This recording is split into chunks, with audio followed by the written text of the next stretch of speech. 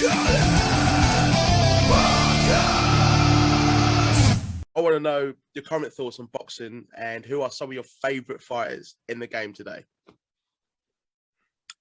Well, my current thoughts on boxing at the minute, I think it's going through a bit of a bad time, if I'm being honest. Money really come to the fold in terms of fighters are now fighting mostly for money, and they're not really fighting to best anymore. I don't think that they're doing it more of what fight can bring the most money in, which I can understand from a business standpoint, but from a boxing fan who grew up watching, Evander Holyfield and Mike Tyson and Lennox Lewis and Oscar De La Hoya and all these great fighters who fought everybody around them. To see guys like, for instance, now the obvious one is Anthony Joshua and Tyson Fury. Why that fight never got made, I don't know. Well, I do know. Money was the reason it didn't get made, because they were trying to build it so that they ended up having a couple of fights each, making more money, and then fighting each other. But as always, when things like this happen, we've lost that fight now because Joshua has just lost recently, and that's not. They can never fight again. But the shine has been taken off the fight. Oh, big time! Yeah, it's before it was a real, pick and fight, a 50-50 fight. Now everyone will expect Tyson Fury to win. It doesn't always work like that in boxing, but I would highly think he probably would as well. And like I say, that's their own fault. That is their own fault for dilly-dallying and waiting too long to make the fight when the fight was there to be made. So yeah, in terms of boxing at the minute, mate, I'm a little bit disappointed in it, because the sport I grew up loving seems to have sold its soul a little bit at the minute, and hopefully that isn't for. But while money talks, and while TV deals and all that is the prime motivation for the majority of fighters, I think that's the way it will continue. But in terms of who are my favourite fighters nowadays, there are of course still some great fighters. I'm a big fan of Terence Bud Crawford. Huge fan. Well, I'm a huge fan of guys a little bit before the modern day fighters. So as I said before, Evander Holyfield, James Toney. These old school fighters. That's who I grew up watching. How do you feel about Holyfield, by the way, when he still do it, like at his age, like still wants to do boxing? Well, he took back. He took back because Evander was my hero growing up as well. Him and Stone Cold Steve Austin, weirdly, at the same time. But nice. Evander came back recently, didn't he? I think it was about 2 weeks ago, and he's 60-year-old now. He's like 59, 60-year-old, and he got beat by a UFC guy in a round. But how he's been allowed to fight, how that's been, it's tragic. But again, it talks about money, and of course people want to still see Van Der. There should be people stopping that happening, but that'll never count to Evander Holyfield's legacy. He's one of the greatest fighters ever lived, and in his pomp would have destroyed the guy he beat him. But that's just the way it was. That's the way it was. Nah, sweet, man. I was glad to get your sort of take on the current fighters and modern day boxing as well, because obviously I'm a casual fan and a lot of my friends are casual fans. But one thing that did stand out to me, what you just said about the boxing, it's always good, just like mentally as well. Like it actually, one of my friends has openly said it's one of the best things he's ever done, because he's a semi-pro, and it's changed his life. Yeah. So if anyone's listening and you're interested in getting into it, I mean, don't take it from me. I'm not a boxer. I'm a podcaster, a lazy one. But but obviously my guest, he will, follow him on social media as well. But it's not the end. I just had to ask about boxing.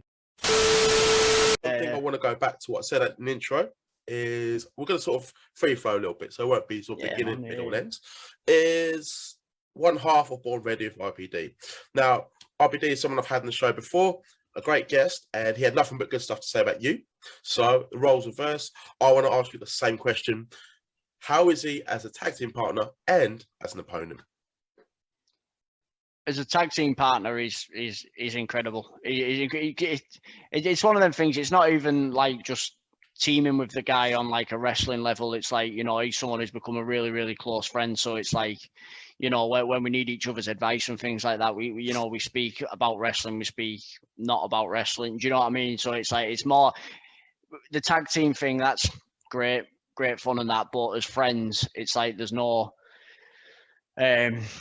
oh, let's do this. We look good together. Let's do this. Let's do this. It's like, we speak daily, great friends. And he's someone who's, become, really, really close to over the last couple of years. Like, especially all this COVID shit the last couple of years. It's nice that good things that came out of it, really, and yeah. But as an opponent, he's, we did a match at Superstar a few weeks ago, and it was the first time we'd actually worked against each other. Apart from training down at Future Shock, we're getting there with Sam Bailey. That's where we train together, So the chemistry was good there as opponents. I'm sure down the line we'll get to really knock the shit out of each other somewhere. But the match we had in Superstar was really, it was a special occasion. He got the better of me on that one, but it was really special because. The week prior to that, we lost a friend.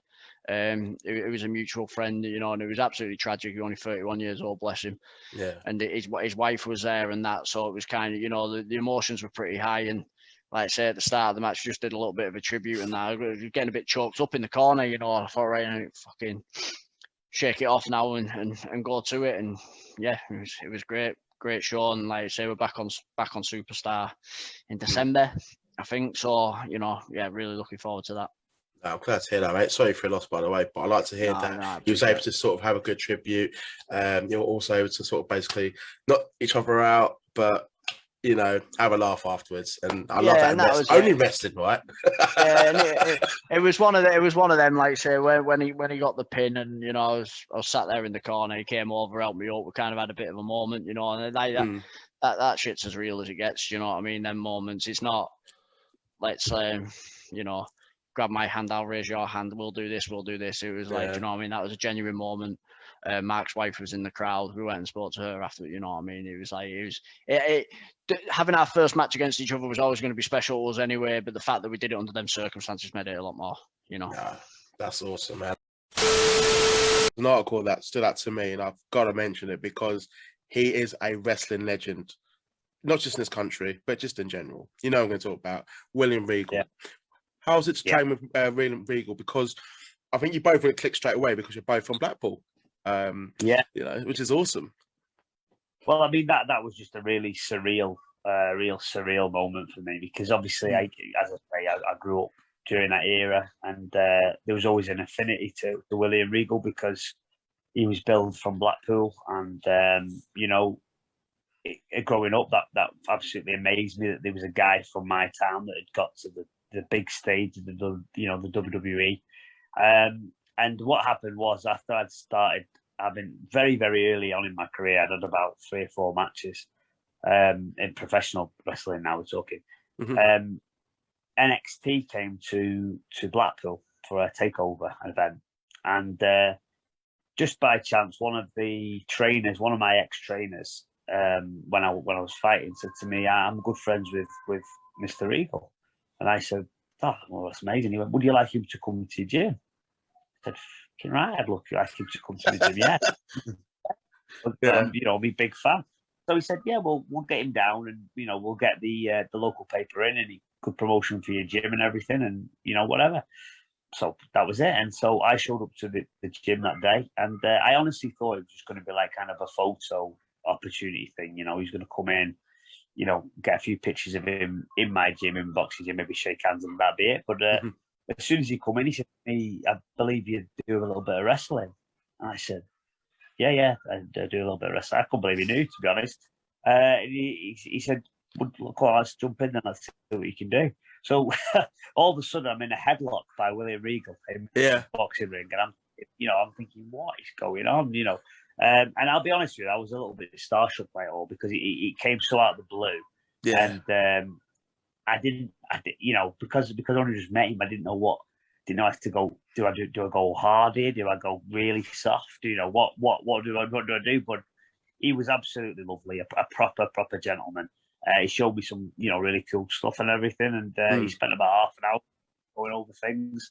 And I'm lucky enough to say that he's stayed in contact with me ever since that time. We still talk quite regularly, via email and whatnot.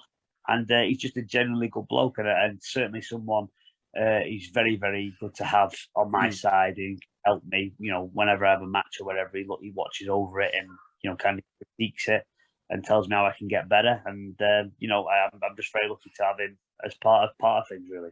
That's wicked, man. I'm grinning because I love Regal. I met him as a fan, but for you to have that experience, for him to to have an eye out on you and to keep in contact, keep feedback, and just to get in the ring with him, that's so awesome, man. I can't say enough good things about him. He's just a genuine, lovely fella, and just very lucky to have met him, and thankfully, he must half like me because he still talks to me. So things are good. That's sweet, man. Has he talked to you about his own fighting as well? Because I know he used to do that. Was it down Blackpool? Yeah, he told me everything. I mean, that obviously he had matches on our peers and our Blackpool Tower and whatnot, and that's why he has such an affinity with Blackpool. I think that's where he kind of got his start. Yeah. And if you look on like his Twitter and everything, he still promotes attractions that are happening in Blackpool every weekend and stuff like that. And I think that's a really nice touch. But that again says more about him as a man and what sort of man he is. Yeah. To do that sort of stuff, But yeah, just a cracking fella. He's great. You don't hear anything bad about him. I want to know, because I know you're massive into your fitness, as we can see back there, and on your social media as well. So, can you name some of your best workout songs and music that you instantly find yourself listening to when you're training or working out? Oh Christ, I didn't prepare for this one. On the spot. It depends what I'm training. It actually does depend what I'm training. Sometimes I'll listen to some like rap, like things like Exhibit and things like that. That kind of stuff. And but then if I'm doing if I'm doing a leg workout and I know it's going to be a big nasty one, I might listen to Slipknot or something like that. But I enjoy that while I'm training. But I'd never come home and go, put some Slipknot on. Do you know what I mean? I never would.